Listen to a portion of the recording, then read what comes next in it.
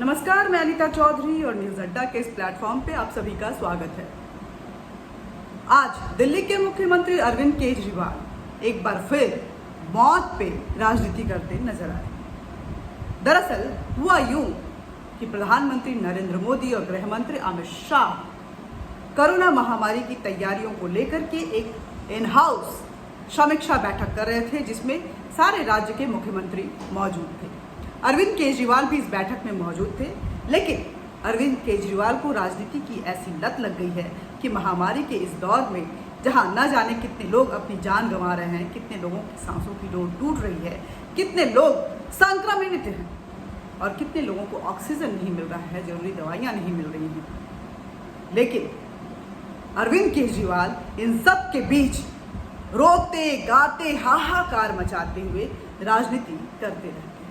आपने देखा होगा कि चाहे कोई और राज्य हो, चाहे वो यूपी हो, मध्य प्रदेश हो, इवन राजस्थान हो, पंजाब हो, कोई भी राज्य, इवन यहाँ तक कि महाराष्ट्र, कोई भी राज्य इस तरह से रोना धोना नहीं कर रहा है जिस तरह के दिल्ली के मुख्यमंत्री अरविंद केजरीवाल कर रहे हैं। बजट उनको बड़ी एलोकेट होती है, लेकिन उस बजट में वो पोस्टर बॉय बनना पसंद करते हैं। सारा बजट वो एडवर्टीजमेंट में ख़त्म कर देते हैं और जब बात स्वास्थ्य सेवाओं की आती है तो मोहल्ला क्लिनिक पे कुत्ते जो हैं वो मंडराते हुए नजर आते हैं, सोते हुए नजर आते हैं। मोहल्ला क्लिनिक कूड़ों का ढेर बन चुका है। उनके डॉक्टर लापतागंज के नदारद व्यक्तित्व में से एक नजर आते हैं और अरविंद केजरीवाल रो के धो के हमारे यहाँ ये नहीं है, हमारे यहाँ ये नहीं है, कभी हाई कोर्ट पहुँचते हैं, कभी सुप्रीम कोर्ट पहुँचते हैं। ऑक्सीजन का रोना, बाकी चीज़ों का रोना, दवाइयों का रोना, मरीजों का रोना, हम टेस्ट नहीं करवा सकते, हमारे पास तैयारियां नहीं हैं, इसका रोना रोते हुए बस वो सिर्फ और सिर्फ राजनीति करते हैं। लोगों को मौत के मुंह में ढकेलते हुए वो अपने नंबर्स गेम बनाते हैं। उनकी भरसक कोशिश रहती है कि इस महामारी में भी जहां एकजुट होकर के इस लड़ाई को जीतना है और कोरोना को पछाड़ना है, वहां वो सिर्फ और सिर्फ केंद्र सरकार को यानी कि भारत को पछाड़ने की फिराक में लगे रहते हैं। ये समीक्षा बैठक इन हाउस थी और बाकी कोई भी मुख्यमंत्री इसकी लाइव टेलीकास्ट नहीं कर रहा था, लेकिन अरविंद केजरीवाल इस समीक्षा बैठक की, जो कि एक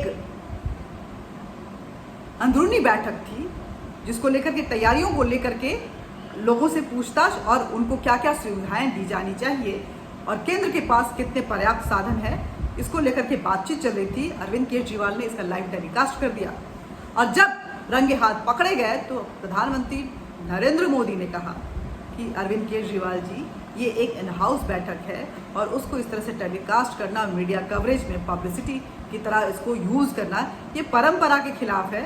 आपको ऐसा नहीं करना चाहिए था। जब रंगे हाथ पकड़े गए तो भाई साहब गिड़गिड़ाते हुए नजर आए कि नहीं जी, माफ़ कीजिएगा, लेकिन हमारे यहाँ ऑक्सीजन नहीं है, बाकी राज्य हमारे यहाँ ऑक्सीजन आने नहीं दे रहे हैं। आप इस तरह से कीजिए कि आप स्पीड ट्रेन चलाइए और उसके बाद ऑक्सीजन दिल्ली को पहुँचवाइए। प्रधानमंत्री ने कहा कि भैया ये सब सारी चीज़ें हो रही हैं, आपको बताने की ज़रूरत नहीं है, कोई सुझाव नहीं, आपसे सुझाव मांगा गया था, अभी तक आपने सुझाव नहीं दिया है कि आखिर दिल्ली की समस्या से कैसे निदान पाया जा सकता है, जनता को कैसे राहत दी जा सकती है। इसको लेकर के आपकी तरफ से कोई भी सुझाव नहीं दिया जा रहा है। जो बात आप बोल रहे हैं वो सारी चीज़ें हो रही हैं। ट्रक से बाकायदा एस्कॉर्ट करते हुए जो है उस ट्रक को लाया जा रहा है, आपको बड़ी मात्रा में ऑक्सीजन मुहैया करवा दी गई है, लेकिन उसके बावजूद हमारे पास सीमित संसाधन है। ऐसे में दिल्ली अपनी तैयारी कैसे करेगा, दिल्ली अपनी जनता को राहत कैसे देगा, राज्य सरकार की क्या तैयारी है, इसको लेकर के बात कीजिए।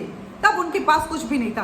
प्रधानमंत्री जी, हमें माफ़ कर दीजिए जी, हमसे अगर गलती हुई है तो हमें माफ़ कर दीजिए, लेकिन हमारे प्रदेश की जनता को बता लीजिए हमारे पास ऑक्सीजन नहीं है जी। बस सिर्फ और सिर्फ ये रोना चलता रहा, जबकि अरविंद केजरीवाल को पता है कि सिर्फ दिल्ली के गंगाराम हॉस्पिटल में पिछले 24 घंटे में ऑक्सीजन की कमी की वजह से 30 लोगों की जान चली गई है और भी कई ऐसे अस्पताल हैं जहां पे ऑक्सीजन जो है घंटे 2 घंटे के लिए बचा हुआ है। ऐसे में वो अपने बजट से कैसे दूसरे राज्यों से और जो ऑक्सीजन मैन्युफैक्चरर कंपनी है उनके साथ सांठगांठ करते हुए ऑक्सीजन की आपूर्ति कैसे दिल्ली को करवाएंगे, इस पर उनका कोई भी रणनीति नहीं है, उनकी कोई भी तैयारी नहीं है। दवाएं कैसे दी जाएंगी, इस पर उनकी कोई भी तैयारी नहीं है।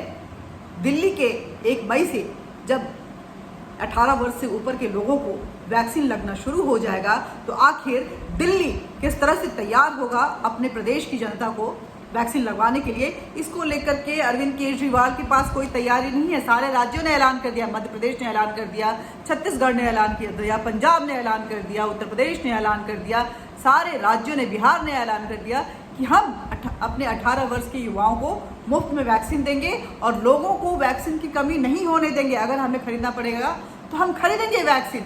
लेकिन अरविंद केजरीवाल की तरफ से ऐसा कोई भी स्टेटमेंट नहीं आया।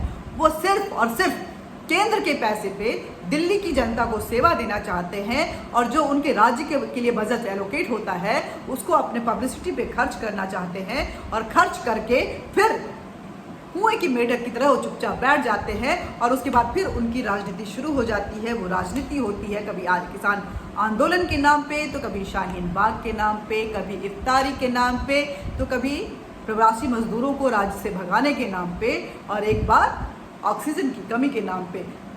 सारे राज्य अपनी अपनी रणनीति बनाकर अपने प्रदेश की जनता को राहत पहुंचा रहे हैं, लेकिन अरविंद केजरीवाल लाइव टेलीकास्ट करके पब्लिसिटी बटोर रहे हैं। उनके पास कोई रणनीति नहीं है, कोई तैयारी नहीं है, अपने प्रदेश की जनता को राहत देने के लिए उनके पास कोई मंशा भी नहीं है। जागो दिल्ली के जनता, जागो और देखो, आंखें खोलो कि आखिर ये अरविंद केजरीवाल जो कि माफ़ी का एक पुलिंदा है, पहली बार जब सरकार में आया तो इन्होंने अपने बेटे की कसम खाई थी कि मैं कभी भी कांग्रेस के साथ सांठगांठ करके सरकार नहीं बनाऊंगा, सत्ता में नहीं जाऊंगा। लेकिन माफ़ी मांगते हुए जनमत संग्रह के नाम पर वो सत्ता में गए। 45 दिनों तक वो सरकार चली और माफ़ी मांगते हुए वो फिर उस सरकार को गिरा दिए। दोबारा फिर जनता के पास पहुँचे माफ़ी मांगते हुए कि मैं आपका मुझे माफ़ कर दीजिए, हमसे गलती हो गई थी, ऐसी दोबारा गलती नहीं होगी। वो फिर वोट बटोरे और फिर दिल्ली की सत्ता पे बहुरूपिये के तौर पे कायम हुए। फिर उसके बाद गलतियां पे गलतियां करते गए और जब फिर इलेक्शन हुआ तो घर घर जाके माफ़ी मांग ली। दिल्ली की जनता, क्या माफ़ी की इस राजनीति पे अपने जान का सौदा करोगे तुम? अगर मंजूर है तो एक बार फिर ज़रूर चुनना इस बहुरूपिये अरविंद केजरीवाल जैसे मुख्यमंत्री को। लेकिन अगर आंखें खोलना चाहते हो तो देखो कि ये मुख्यमंत्री आखिर जनता के पैसे को कैसे पब्लिसिटी के नाम पे डकार जाता है, और जब बात स्वास्थ्य सेवा की आती है तो रो धो के दूसरों से भीख मांगता हुआ नज़र आता है, गिड़गिड़ाता हुआ नज़र आता है, और जब इसकी चोरी पकड़ी जाती है तो एक बार फिर माफ़ी मांग लेता है। आज के लिए इतना ही। बातचीत करते रहेंगे, बातचीत का ये सिलसिला जारी रहे, इसलिए ज़रूरी है कि आप हमारे साथ जुड़े रहें, आपका हमारा संबंध बना रहे। आप हमारे चैनल को सब्सक्राइब कीजिए, लाइक कीजिए, और सच्ची बात बोलती हूँ, ठोक के बोलती हूँ, पुरजोर आवाज़ से बोलती हूँ, इसलिए शेयर ज़रूर कीजिए, क्योंकि सच बोलने वालों की आजकल कमी हो गई है। यहाँ कोई एजेंडा या प्रोपेगेंडा नहीं चलता, यहाँ सच्चाई की बात होती है। पार्टी कोई भी हो, राजनेता कोई भी हो, अगर वो गलती करता है तो उसके लिए मुखर होके बोलना ज़रूरी है। नमस्कार।